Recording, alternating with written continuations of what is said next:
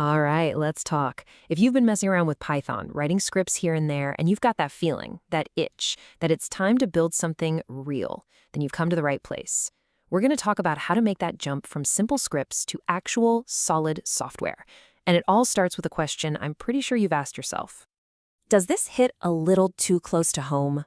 You know the feeling. You start a new project, it's all clean and shiny. But then you add a feature and another one, and suddenly it's this tangled mess. You change one line of code over here, and three things you didn't even know were connected break over there. It's a classic growing pain, and believe me, every single developer has been there. But here's the good news. There is a way out of the chaos. This isn't about just writing more code. It's about writing smarter code. We're going to shift our mindset from writing these little one-off scripts to building structured, professional applications. It's time to start thinking like a software engineer. So, how do we start thinking that way? Well, the first big step is learning how to tame all that complexity. And the number one tool for that job is something called object-oriented programming, or just OOP. This is the bedrock principle that's going to bring some serious order to your code. This right here, this visual says it all. On the left, that's the tangled web we're trying to escape. Functions calling functions, global variables everywhere. It's a nightmare to debug. But on the right, that's where we want to be. Everything is organized into these neat, logical, self-contained little boxes. OOP is what gives us the blueprints to build things that way. And the heart and soul of OOP is the class. The best way to think about a class is as a blueprint. Let's say a blueprint for a car. The blueprint defines what a car is supposed to have, data or attributes like its color, its make, its model. And it defines what a car can do, actions or methods like start engine or accelerate. But here's the key. The blueprint isn't the car itself. It's just the plan. To get the actual car, you need an instance. The instance is the real thing you build from that blueprint. It's the actual car sitting in your driveway. And you can create tons of different instances from that one car class, right? You can have a red Ferrari instance and a blue Honda instance. They're separate objects with their own unique data, but they both know how to do the same fundamental things because they were built from the same class blueprint. Now, these four ideas are basically the superpowers of OOP. Encapsulation is like putting your data and the functions that use it into a protective bubble, so nothing can mess with it by accident. Inheritance is all about not repeating yourself. You can create a general vehicle class, and then more specific car and motorcycle classes that inherit all the basic vehicle stuff. Polymorphism is a fancy word for flexibility. It lets you treat different objects the same way. And composition? That's just building big, complex things out of smaller, simpler parts. A car has an engine. It has wheels. See?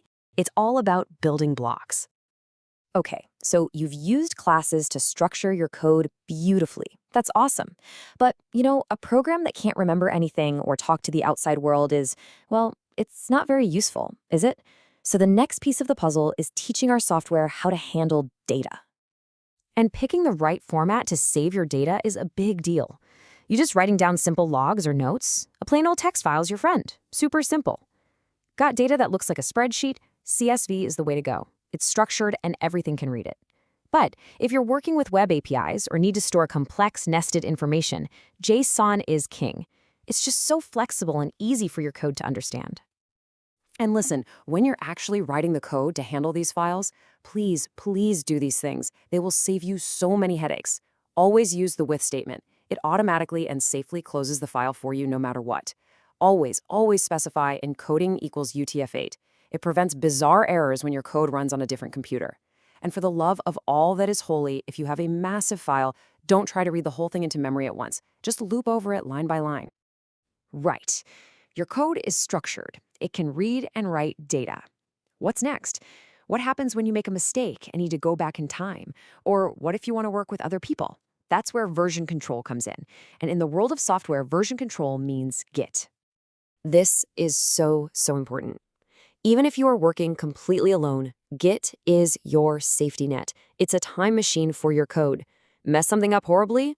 No problem. Just rewind to the last working version. And if you're on a team, it's absolutely essential. It's how everyone can work on the same project at the same time without driving each other crazy. Look, your day-to-day life with Git really boils down to just 3 simple commands. First, you use git add to pick the changes you want to save. Think of it as putting things in a box. Then you use git commit.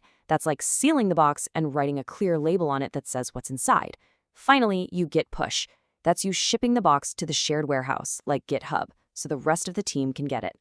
Add, commit, push. That's the rhythm. And speaking of that label on the box, this is mission critical. The code itself tells you what changed. Anyone can see that. A great commit message tells your future self and your teammates why it changed. What bug did this fix? What business need does this feature meet? That context is pure gold. So, with these three pillars, OOP for structure, file handling for data, and Git for safety and collaboration, you've got the toolkit of a real software developer. Now the really fun part begins, deciding what kind of stuff you actually want to build. It's time to specialize. And with Python, you have so many cool options. The language is an absolute powerhouse. You can dive into the world of data analysis, you can build awesome websites with web development, you can save yourself hours of boring work with automation, or you can literally build the future with machine learning and AI. There's a path here for everyone. And each of these paths has its own set of amazing tools.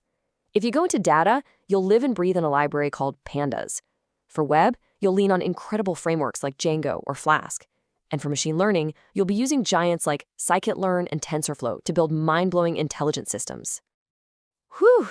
We have covered a ton of ground. I know, it can feel a little overwhelming, but don't worry. We can break this all down into a super practical step-by-step plan. So here it is, your 12-week roadmap to go from Python scripter